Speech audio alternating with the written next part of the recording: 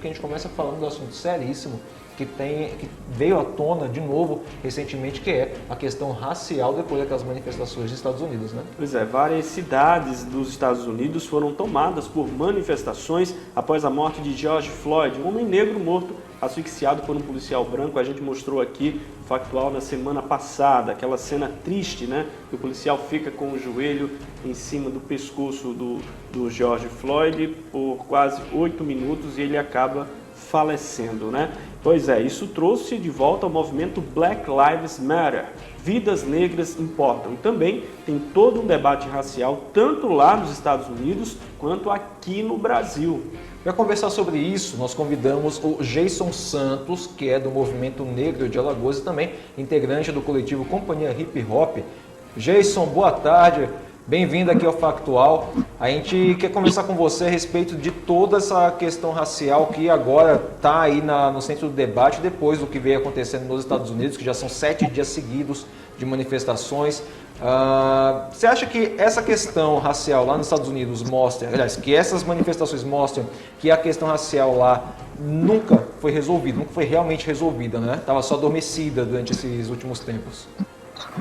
Boa tarde, né? Primeiramente, agradecer o espaço. Acho que o ACT está tendo uma função fundamental na mídia alagoana, né, de botar uma contranarrativa, de trazer uma discussão que é legítima e que é importante que a gente discuta com a camada da população alagoana. Então, acho que é muito, muito bom a gente ter esse espaço e, sobretudo, para o tema que está sendo proposto, que a gente discuta aqui, que é a questão racial, né? Que volta e meia, nos Estados Unidos, ela reaparece, sempre com protestos, talvez não tão massificados como foi esse, como vem sendo esse, né, na verdade, que acho que o que está colocado é um processo, né, que se abre, é uma nova conjuntura que se abre, porque acaba misturando com o que vem acontecendo na pandemia também, levando em consideração que é justamente a população negra que sofre mais com as consequências de uma pandemia, tanto a nível dos Estados Unidos quanto a nível do Brasil também, que a gente já está vendo isso se refletir aqui. Então, na verdade, o que representa esses protestos nos Estados Unidos não é apenas o assassinato, né, o homicídio cometido contra o George Floyd. Na verdade, tem um pano de fundo muito maior que isso, que representa um sistema falido, né, que os Estados Unidos mantêm e que não iniciou ontem, não iniciou essa semana. É um reflexo aí das grandes manifestações que até o Martin Luther King protagonizou, o próprio Malcolm X organizou. Então, é um processo histórico que o negro dos Estados Unidos passa, né? Então, volta e meia reaparece esses tipos de assassinato lá nos Estados Unidos, tão cruéis, né? Como foi, como são, e também não vai ser o último. Então, acho que a população tem dado respostas muito contundentes nesse sentido de realmente reafirmar, né? Uma pauta que acaba interligando todos os negros do mundo, né? Que vidas negras importam, né? Nossa pauta realmente é viver. Eu acho que a gente está conseguindo dar essa resposta.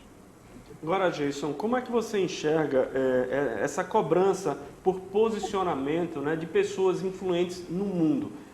Surgiu agora essa polêmica entre aquele internauta, né, influência digital, o Felipe Neto, e o Neymar. O Felipe Neto fez aquela postagem cobrando um posicionamento do Neymar, que de longe é o brasileiro hoje mais influente no mundo. E pelo lado do Neymar só veio mesmo o silêncio. E ele, né, também é uma pessoa negra. Como é que você enxerga essa cobrança por posicionamentos? Você acredita que essa cobrança é legítima, ela deve existir, ou a pessoa tem que ficar à vontade para se manifestar? Eu acho que a cobrança ela deve existir, mas eu acho que ela não deve ser o central da discussão. Principalmente se a gente leva em consideração, nesse caso, eu acho que é legítimo, e eu acho que o fato do Felipe Neto ser branco e cobrar o Neymar, acho que isso não anula de forma nenhuma a cobrança, mas o processo de autodeclaração do negro no Brasil é uma coisa muito diferente dos Estados Unidos. Eu acho que muitas vezes a branquitude não tem dimensão de como é um processo doloroso essa afirmação enquanto negro. O Neymar é um cara que ele não reivindica a negritude, por exemplo.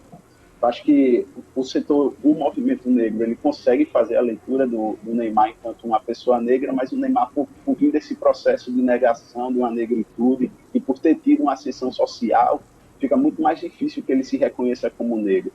Então, eu acho legítimo, acho que é importante, inclusive, que pessoas que têm uma influência de massas se posicionem, se coloquem publicamente, mas acho que também não deve ser o central, porque muitas vezes também essa cobrança acaba culpabilizando o negro por não se posicionar, e eu acho que o racismo já é muito cruel em diversas camadas. Eu acho que que isso é uma violência que a gente pode evitar também, sabe? E você acha que agora trazendo essa discussão aqui para o Brasil, que a gente está vendo que lá nos Estados Unidos as manifestações elas têm dividido também a população, que você tem aquela manifestação pacífica, tem a galera que quando cai a tarde começa a quebradeira, deturpando um pouco também a gente entende que a revolta das pessoas é grande, a gente entende que tem gente que de fato já está no limite ali depois de tanta injustiça, tem tanta perseguição, muita gente que já foi alvo de ações da polícia, que também está cansada já da forma como é tratada. E aqui no Brasil, você acha que aqui no Brasil nos últimos anos o racismo ele tem diminuído ou de repente puxado pela última eleição, pelo que vem acontecendo, enfim, pelos debates que vem acontecendo? Acho que o racismo no Brasil ele diminuiu ou ele continua tão forte quanto sempre foi? Como é que você vê isso? Primeiro, acho que até em relação aos Estados Unidos, há movimentos, né? Há movimentos, então, tem muito a ver que não é um movimento homogêneo, acho que isso é importante destacar, como é um movimento de massas, tomou uma proporção de massas, atingiu diversos setores. Então, como já foi confirmado que alguns casos isolados de violência, que aí nesse caso pode se chamar de violência, foram protagonizados por pessoas infiltradas, por integralistas, nacionalistas infiltrados para poder deslegitimar essas manifestações. Isso é uma prática comum desses movimentos neofascistas que acontece aqui no Brasil também. É difícil a gente falar que o racismo aqui no Brasil diminuiu depois de uma eleição do Bolsonaro, né? E de como as políticas que vêm sendo propostas a âmbito do governo federal vêm sido intensificadas, prejudicando justamente essa população negra. Acho que o que acontece é um outro processo de escancaramento mesmo do racismo. Uma das características do racismo brasileiro sempre foi essa tal sutileza, né, que na verdade nunca foi sutil, e agora a gente vê de forma muito mais clara, muito mais evidente. E o que é que você pode citar de concreto a respeito das políticas do governo federal que, na sua opinião, escancararam o problema do racismo aqui no Brasil? O próprio pacote anticrime, né, do Sérgio Moro, acho que foi o maior exemplo disso, porque é um aprofundamento da necropolítica, é uma legitimação do extermínio da população carcerária, que é majoritariamente negra. E durante a pandemia, o próprio debate que gira em torno do auxílio emergencial, dessa negação de um auxílio emergencial para essa parcela da população, acho que é um retrato também. E aí um retrato num momento muito mais característico, né? Porque está se tratando de um momento de pandemia. E Jason, na sua visão, o que é que você acha o que você acha o principal obstáculo da gente poder superar essas diferenças raciais, essa questão das pessoas diminuírem o negro ao papel, mora na periferia, é bandido e não tem oportunidade na vida, que até eu como pessoa que já uma vez estava voltando, quando eu era mais novo, estava voltando da faculdade, uma vez estava voltando para casa correndo com medo de ser assaltado, fui parado pela polícia, o policial contava arma para mim, tive que levantar a camisa, mostrar que não tinha nada, sabe? Então assim, a gente anda com medo, e eu posso falar como uma pessoa negra, a gente anda com medo no supermercado, eu ando meio afastado das gôndolas com medo que o segurança veja, acha que eu estou pegando alguma coisa, que eu estou com mochila. Ando com a mão na mochila, bem longe das coisas para evitar, enfim, a gente anda assustado. O fato é esse, a gente é a população negra e anda assustada. O que é que você acha, o que você na sua visão acha que falta, que é o principal obstáculo para a gente conseguir a igualdade entre raças aqui no país? Porque há essa diferença, há uma pregação de que os negros são, enfim, várias coisas negativas são atreladas ao negro. Até aquela palavra denegrir também a gente usa muito, mas está também ligado a essa questão racial. O que é que você acha que é o principal obstáculo que impede que tenha a igualdade racial aqui no Brasil e, sei lá, expandindo para o mundo todo? Então, igualdade é uma coisa muito forte, né? Para a gente falar igualdade racial no Brasil, a gente não consegue nem imaginar, porque a gente já está colocado em um modelo econômico que desfavorece essa possível igualdade, né? Então, acho que tratar sobre a questão racial, principalmente num contexto em que existe um marcador, que é justamente a criminalização desse corpo negro, como esses exemplos que você colocou, porque o crime no Brasil é o negro existir. A nossa presença por si só já é um grande crime.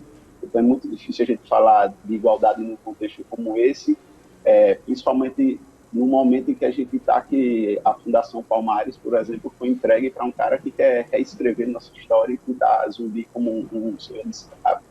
Ele lançou, Então, Jason, deixa eu só aproveitar fazer um adendo, que até o presidente da Fundação Palmares, que agora me fugiu o nome dele, criou um selo, isso não é racista, para revisar todas as pessoas que já foram chamadas de racista nas redes sociais, ela vai ganhar um selinho para dizer que não era racista, né? E a ideia partiu dele, essa aí. Então pode continuar, por favor. Que faz parte de um projeto, né? Faz um projeto de apagamento da nossa história. Ele também, mais recentemente, falou que rappers, para poder participar de editais do governo, iam ser vistos os antecedentes do cara, enfim. É todo um processo de intensificação dessa criminalização. E aí eu acho que, no nosso contexto que a gente está agora, ou a gente pensa em acabar a desigualdade como um todo pela raiz, né, desse sistema falido que está mostrando que não serve, seja nos Estados Unidos, seja aqui no Brasil, mas a grande urgência é realmente fazer o debate de políticas públicas. Então, você pega aí no contexto aí trazendo no contexto de Alagoas, a gente teve os dados de contaminados, da pandemia, enfim, não estavam sendo contabilizados sequer com recorte de raça. Isso já foi uma conquista que a gente conseguiu através do Instituto do Negro de Alagoas, de poder fazer essa provocação para o Ministério Público e exigir dados específicos para a população negra, para poder pensar em políticas públicas para a população negra. Porque a gente só vai conseguir pensar em alguma igualdade se a gente estiver vivo, né? Então, para a gente estar vivo, a gente tem que estar nesses debates constantes de políticas públicas e de diálogo mesmo, de educação, e de reeducação também, né? Impedir que essa nossa história seja reescrita da forma que eles querem colocar. Agora, gente, tem um comentário aqui do André Luiz, e pela foto, né, ele também é uma pessoa negra, e ele diz assim o seguinte: todos nós somos racistas, infelizmente. Se a gente vê 5 brancos na calçada, de boa, passa do lado. Se passam 5 negros, coração acelera. Já entrei em loja e me seguiram 2 ou 3 vezes. Você também acredita que todo mundo carrega um pouquinho de racismo consigo, inclusive os negros também? Eu acho que não dá para pensar que o negro carrega o racismo consigo, porque, como o Silvio Almeida discute, né, no livro, o racismo é uma coisa que é estrutural, ele está nessa estrutura. O negro tende a reproduzir alguns comportamentos, porque a gente está inserido numa estrutura maior do que a gente, que molda esses nossos comportamentos a partir de uma ideologia, né? É importante a gente lembrar que o racismo é uma ideologia de dominação. O racismo ele é o que sustenta essas desigualdades.